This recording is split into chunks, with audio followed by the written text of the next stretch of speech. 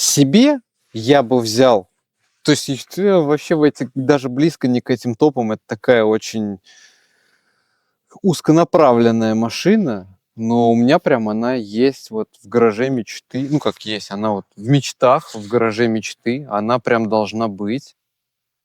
Ну, и если реально оценивать свои силы и возможности, я бы купил себе DEF 2. Ну, на третий мне просто никак в жизни, я столько не заработаю никак в жизни честным трудом.